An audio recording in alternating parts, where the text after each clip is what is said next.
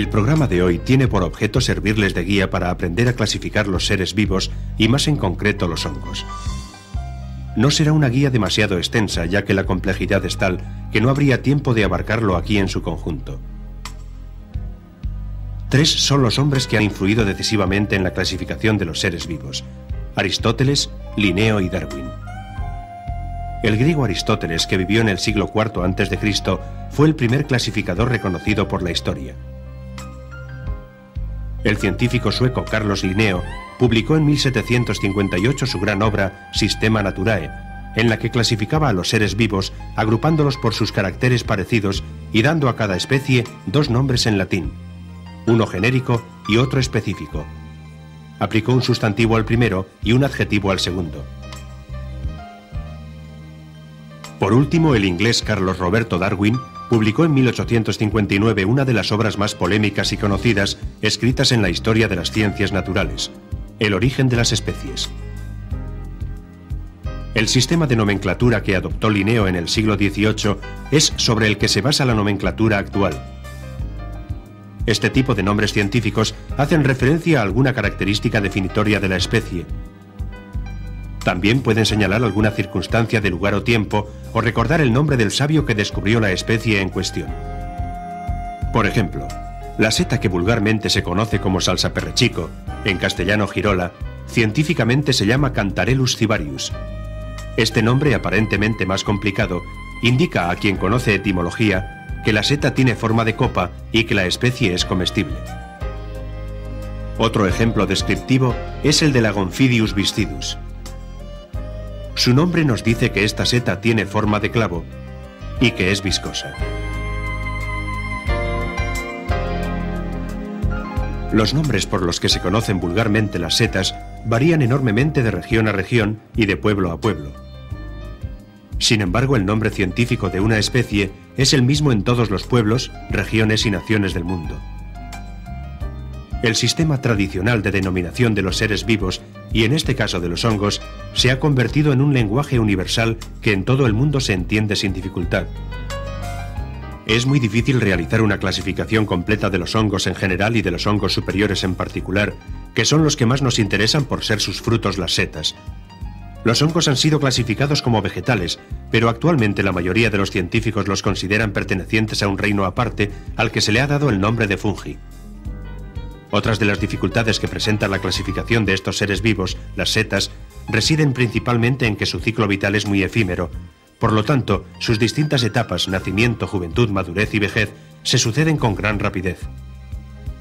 Esto significa que cada especie, incluso cada ejemplar, adoptará muy diversas formas y coloraciones en un corto espacio de tiempo. Serán, por tanto, más difíciles de reconocer.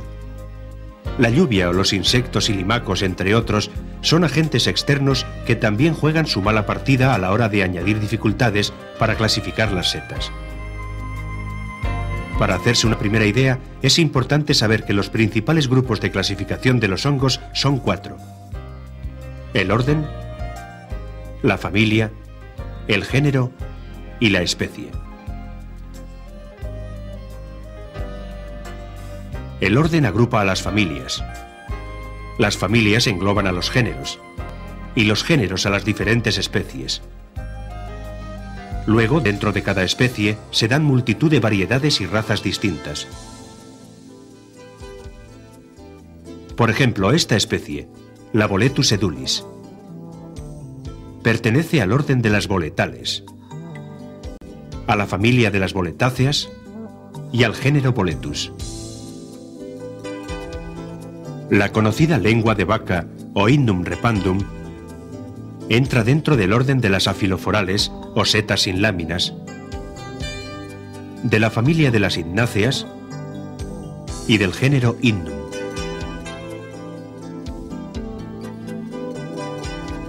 Las setas pueden ser reconocidas a través de sus caracteres superficiales, macroscópicos, perceptibles por los sentidos o mediante el estudio de sus esporas y tejidos al microscopio.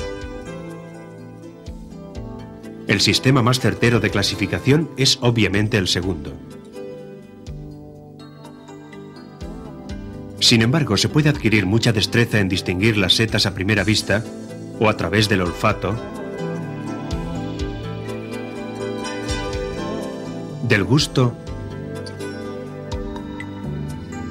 y del tacto.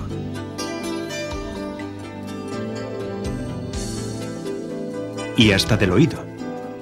Porque, sí, han oído bien. Existen algunas especies como la Liophyllum aggregatum que los más entendidos pueden identificar sin dudar a través de un chasquido muy característico que produce cuando su pie se rompe al estar seco. Después de la vista, el olfato es el sentido más empleado por los clasificadores.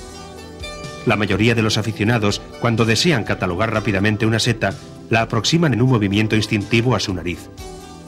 Esto les da la pista que necesitan para formar su criterio. El olor que despide una seta es un factor definitorio bastante subjetivo. Por ello es preciso compararlo con otros olores conocidos a modo de referencia. En la mayoría de las especies, la carne del sombrero es más olorosa que la del resto de la seta. Sin embargo, en algunas otras, despiden más olor el pie o las láminas. El olor varía también según la especie que se trate y según la edad del ejemplar. Algunos olores son precisamente identificables, pero no definibles, por no encontrarse ninguna referencia odorífica comparativa. Este es el caso de la Clitocibe nebularis o seta pardilla, que despide un aroma muy característico de su especie. Hay especies de olor poco definido o de olor fúngico que recoge muy diversos tipos de olores, quizás solo reconocibles por los expertos. Hay olores que solo se aprecian con claridad cuando las setas están secas, como las lactarias, o cuando están mojadas, como las tricolomas. Los olores más fáciles de identificar, muy numerosos, son los que nos recuerdan a otros ya conocidos. Los más típicos son el de almendras amargas, el de anís, el de harina o el de pescado. El sabor de la carne de las setas es también un elemento muy importante, sobre todo cuando se trata de distinguir entre sí las diferentes especies de determinados géneros. Presenta en principio menos matices identificables que el olor, por lo que implica quizá mayor dificultad de discernimiento y además es peligroso probar las setas en crudo. Es de resaltar que algunas setas poseen un sabor amargo en ciertas zonas, pero en otras el sabor es dulce, lo que podría confundir al clasificador. Este es el caso de las rúsulas y las cortinarius.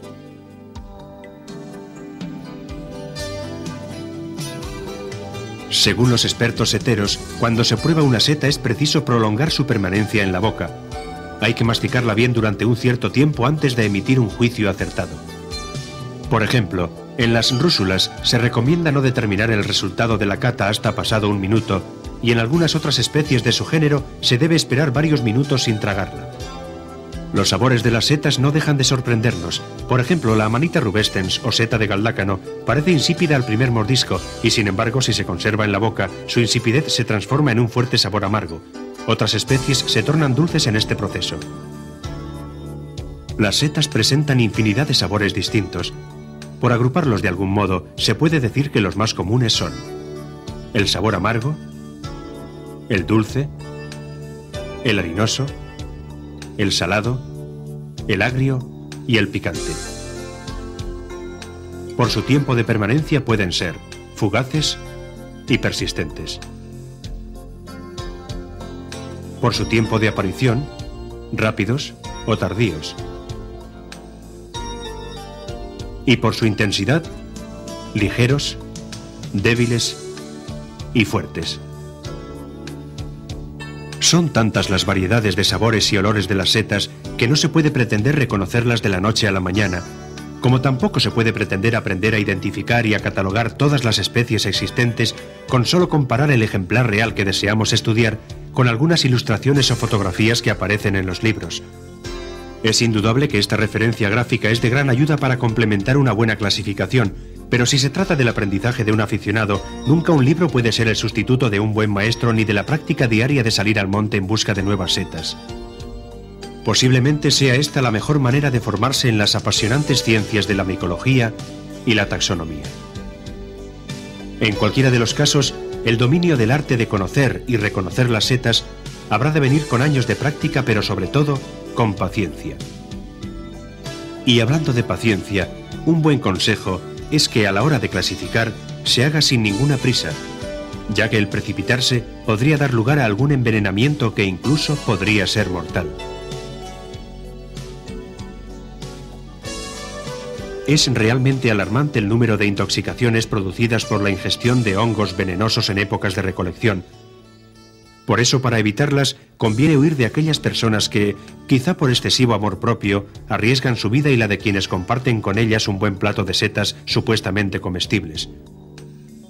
Seamos prudentes y si no estamos seguros de conocer bien los ejemplares que hemos recolectado y nos disponemos a comer, escojamos cuidadosamente la persona que nos aconseje, porque un buen consejo de un experto a tiempo puede evitar muchos malos tragos.